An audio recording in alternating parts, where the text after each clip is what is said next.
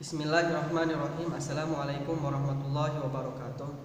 Alhamdulillahirabbil alamin, arrahmanirrahim, maliki yaumiddin. Asyhadu an la ilaha illallah wa asyhadu anna Muhammadan abduhu wa rasuluhu, amma ba'd. Pertama-tama mari kita panjatkan puji syukur kepada Allah Subhanahu wa taala yang mana berkat rahmatnya kita bisa menikmati nikmat-nikmat yang telah dikaruniakan olehnya. Seperti nikmat yang paling utama, nikmat iman, Islam dan ihsan. Kemudian sholawat serta salam mari kita curahkan kepada baginda kita, yakni Habibana wa Nabiyana wa Maulana Sayyidina Muhammad sallallahu alaihi wasallam. Tak lupa pula kepada para keluarganya, para sahabat, tabi'in, atba'ut tabi'in, dan telah sampailah kepada kita selaku umatnya yang senantiasa diridhoi dan diberkahi oleh Allah Subhanahu wa taala. Amin ya Allah ya rabbal alamin.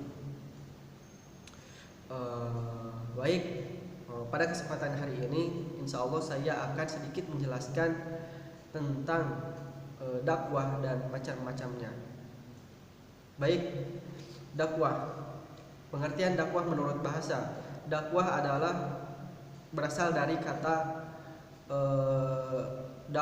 dakwah, berasal dari kata bahasa Arab yang berarti menyeru atau mengajak. Kemudian adapun pengertian menurut istilah. Dakwah menurut istilah adalah yakni aktivitas yang dilakukan dengan cara mengajak seseorang atau menyeru seseorang kepada kebaikan ataupun aktivitas seseorang mengajak seseorang tersebut kembali kepada ketaatan atau keimanan kepada Allah Subhanahu wa taala dengan garis bawah, dengan ketentuan akidah, kemudian syariat, kemudian akhlak yang lurus. Kemudian adapun macam-macam dari dakwah tersebut terdapat enam poin. Ada 6 poin macam-macam dakwah. Yang pertama ada dakwah amah. Apa yang dimaksud dengan dakwah amah? Dakwah amah yaitu adalah dakwah atau metode yang dilakukan oleh seseorang dengan cara menyeru terhadap orang-orang dengan cara berpidato di depan umum, seperti hal yang kita ketahui seperti tabligh akbar, kemudian kajian-kajian rutin yang lainnya dan yang lain-lainnya. Nah, itu kita bisa sebut dengan dakwah amah. Adapun yang kedua, dari macam-macam dakwah ada dakwah fardiyah. Apa itu dakwah fardiyah?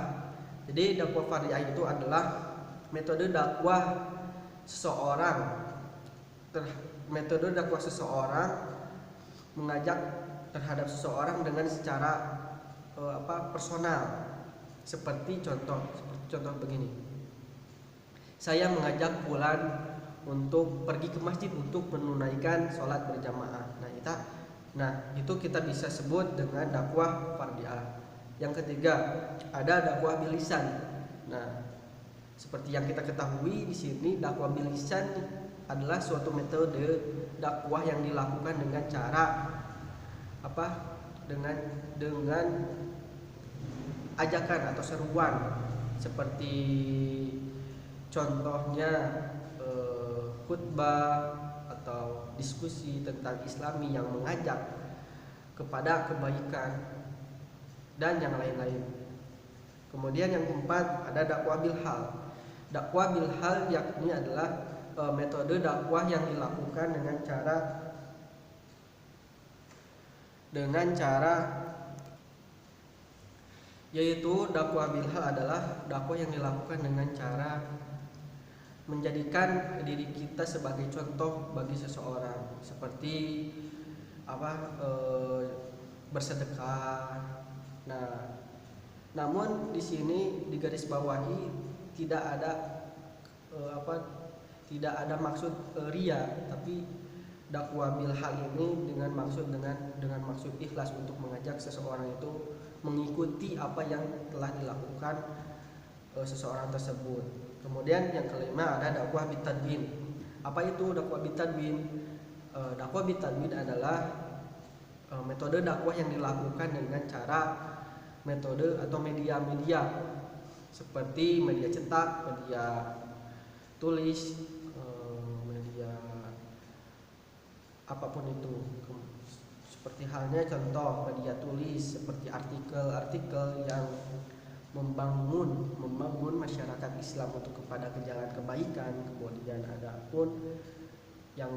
adapun contoh yang lainnya seperti poster dan yang lain-lainnya. Nah, kemudian yang terakhir ada dakwah bil hikmah. Nah, apa itu dakwah bil hikmah? Dakwah bil hikmah adalah metode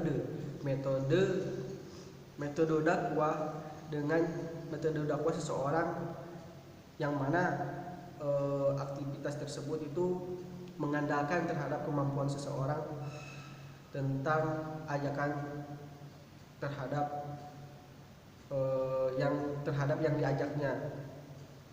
Nah, di sini kita harus berperilaku arif dan bijaksana untuk mengajak seseorang tersebut. Nah, ini yang penting dalam dakwah bil hikmah. Seperti halnya contoh Rasulullah Shallallahu Alaihi Wasallam berdakwah kepada seorang nenek-nenek tua kafir dengan cara menyuapi nenek tersebut yang buta. Akan tetapi nenek tersebut itu mencela seseorang Nabi Muhammad Shallallahu Alaihi Wasallam tersebut. Nah, akan tetapi ketika Nabi Muhammad telah wafat, kemudian yang menyuapinya itu adalah seorang temannya Abu Bakar. Seorang nenek tersebut itu menyadari bahwa yang menyuapinya itu berbeda. Kenapa? Nah, di sini Abu Bakar memberitahukannya kepada nenek tersebut bahwa yang menyuapi yang pertama itu adalah Nabi Muhammad yang selalu dicela oleh nenek tersebut. Nah, di sini nenek tersebut merasa sedih karena orang yang dihina, orang yang dicaci maki, yaitu adalah orang yang menyuapinya, sehingga pada akhirnya nenek tersebut masuk Islam. Nah, mungkin itu penjelasan dari saya. Mohon maaf apabila terdapat kekurangan, karena sejatinya kekurangan timbulnya dari saya dan kebenaran hanyalah mutlak dari Allah Subhanahu wa taala. Dicukupkan sekian, wabillahi taufiq wal hidayah. Wassalamualaikum warahmatullahi wabarakatuh.